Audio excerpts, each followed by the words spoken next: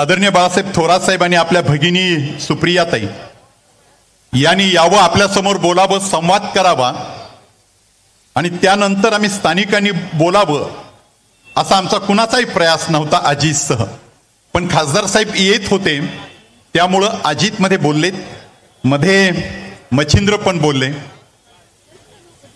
त्यांची विनंती आहे की तुम्ही आणि सावंत साहेबांनी थोडं बोलावं. काल माझ्याकडे पुण्यातला एक पत्रकार होता,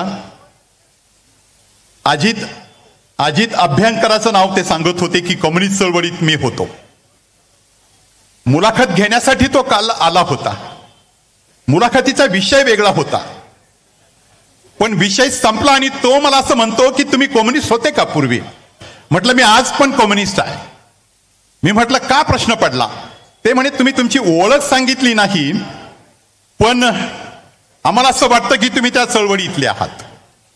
म्हटलं तुम्ही ओळखलंय बरोबर, आणि त्याचा पुढचा प्रश्न होता तो सगळ्यात महत्वाचा होता. या तालुक्याची ओळख आम्हाला माहीत आहे. अकोले तालुका आणि संगमनेर तालुका महाराष्ट्र जाणतो.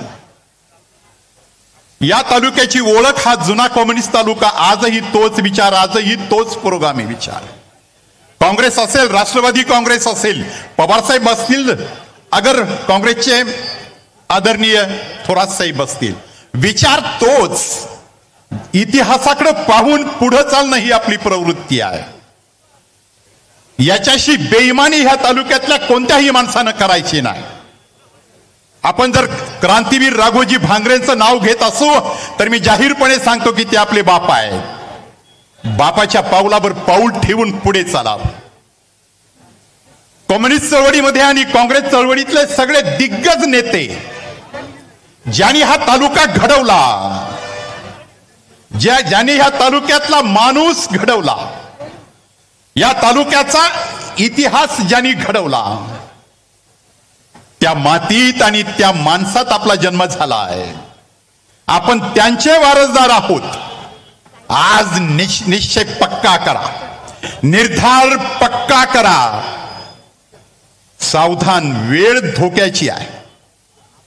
अशा वाईट परिस्थितीत, प्रतिकूल परिस्थितीत धोका होऊ शकतो. या परिस्थितीत राज्य आणि देश बहकवला जातोय. अशा परिस्थितीत जाती जातीमध्ये तणाव निर्माण केला जातोय. अशा परिस्थितीत शेतकऱ्यांच्या आत्महत्या घडतायत तरी त्याला विचारलं जात नाही. अशा परिस्थितीत विद्यार्थ्यांच्या शैक्षणिक प्रश्न बाजूला पडलेत. अशा ही परिस्थितीत आणि माय भगिनी सुरक्षित नाहीत.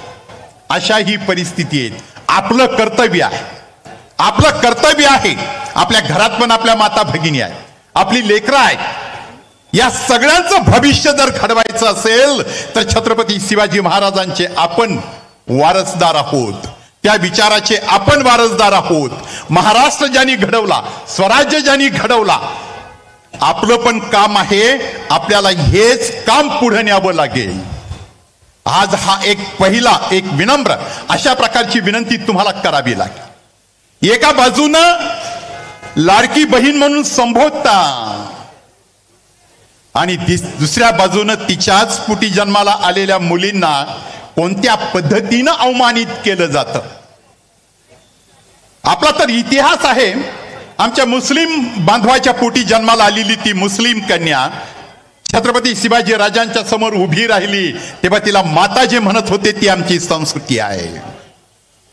पण धांदरफळमध्ये आपल्याच पोटी जन्माला आलेली जया नावाची मुलगी, तिच्यावर अत्यंत वाईट अशा प्रकारचं जेव्हा जे थोरात साहेबांच्या मुलीच्या बाबतीत घडतंय, जागे व्हा. कुणाच्याही मुलीच्या आणि माई भगिनीच्या बाबत घडेल अशी जर मुघलाई या राज्यात येऊ द्यायची नसेल, अशी दहशत ह्या राज्यात निर्माण होऊ द्यायची नसेल, जर हे महाराष्ट्र छत्रपतींचं महाराष्ट्र आहे, हा महाराष्ट्र पुरोगामी विचाराचा महाराष्ट्र आहे, हा महाराष्ट्र सकल जनांना बरोबर घेऊन जाणारा महाराष्ट्र आहे, जिथे मुसलमान आणि हिंदू एकत्र नांदतात, तो हा महाराष्ट्र आहे. ज्या महाराष्ट्राला जात धर्म पंथ काही पण माहित नाही. आम्ही छत्रपती शिवराजांच्या स्वराज्यातली माणसं आहोत. आम्ही महाराष्ट्रीयन माणसं आहोत. तोच आपला इतिहास आहे. त्या इतिहासाचं जतन करायचं असेल तर 2024ची निवडणूक अमितला निवडून देण्यापुरती मर्यादित नाही. या निवडणुकीमध्ये स्वतःचं पण रक्षण करायचं आहे. 1500 रुपये देऊन तुम्ही आमच्या माय भगिनींना मतांच्या व्यवहारापोटी तुम्ही त्यांना 1500 रुपये देतायत, पण त्याच बाजूनं 15 पट महागाई वाढवून परत तिजोरी पण भरून घेताय. त्यांना 1500 रुपये देतात, त्याच्या पतीचं काय, त्या आमच्या माय भगिनीच्या पतीचं काय, तो शेती करतोय, तो नोकरी करतोय, त्याचं काय, त्याच्या भविष्याचा विचार ती आमची भगिनी करील ना, तिला करावा लागेल. 1500 रुपयाच्या साठी तुम्ही सरकारी तिजोरीतून देतात, ती घेणारच, तिनं ते घ्यावाच, तो आपला पैसा आहे. पण ज्या सरकारनं 1500 रुपये दिले त्यांचा हेतू काय आहे, तो जर ओळखला नाही माझ्या माय माऊल्यांनो, तर तुमचाच प्रश्न नाही. शेतकऱ्याच्या पोटी, वेगवेगळ्या अशा प्रकारच्या व्यवसाय करणाऱ्यांच्या पोटी आपला जन्म झालाय आणि लक्ष्मीच्या पावलानं त्या घरात आपण प्रवेश केलाय. स्वावलंबनानं उभा तो प्रपंच करणं आपलं काम आहे.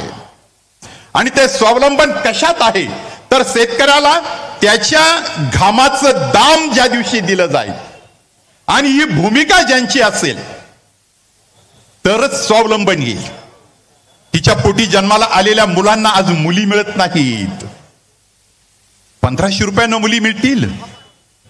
आज ते बेरोजगार आहेत, रोजगार त्यांना नाही, शेती करायला परवडत नाही, पडीत ठेवली तरी परवडेल इतकी वाईट स्थिती आज आहे. कोणतंही पीक पिकवा, कोणतंही पिकवा, बाजारात त्याला भाव नाही. सावंत साहेब, मधुकर पिचर साहेब आणि आम्ही एक पाटपाण्याची चळवळ केली.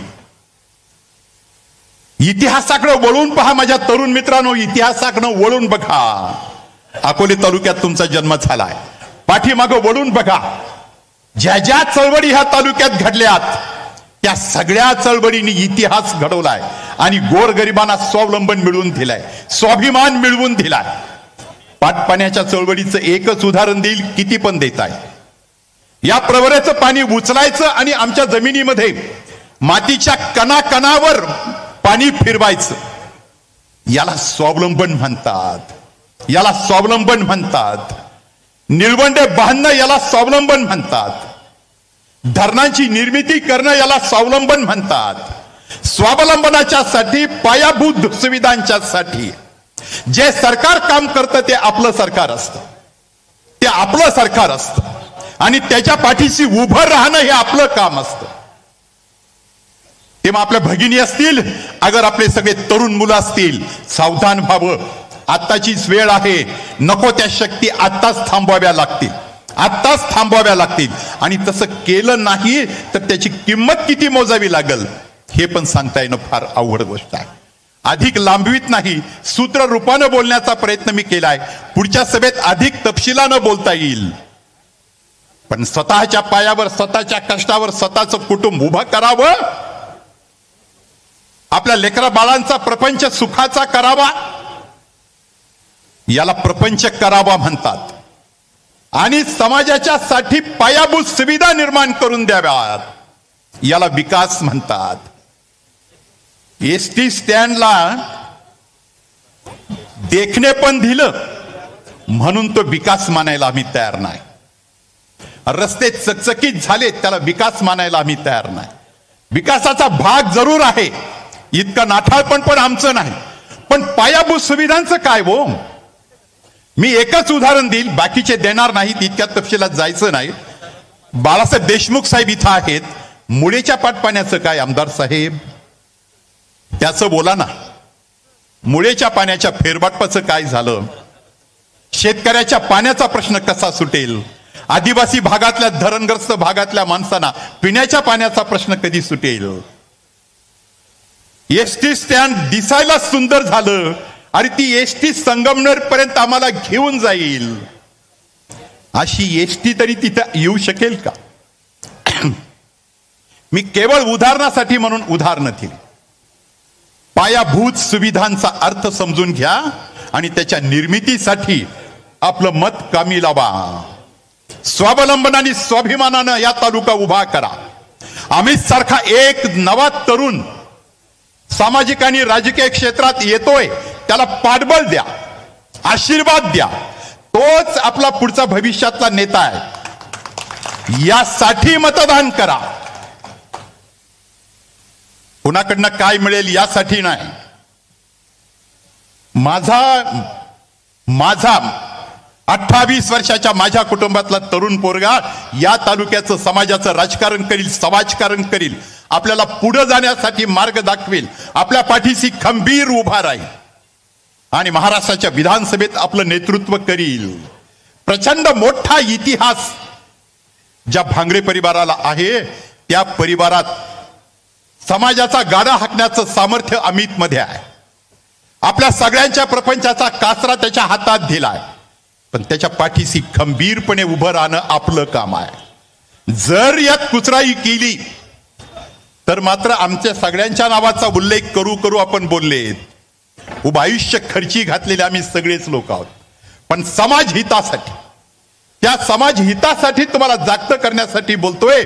अमितला मतदान म्हणजे या तालुक्याच्या स्वाभिमानाला, स्वावलंबनाला, भविष्याला आणि या तालुक्याच्या इतिहासाला, पराक्रमी वीर पुरुषांच्या पोटी जन्माला आलो तो इतिहास सांगणाऱ्याला आपलं मतदान आहे.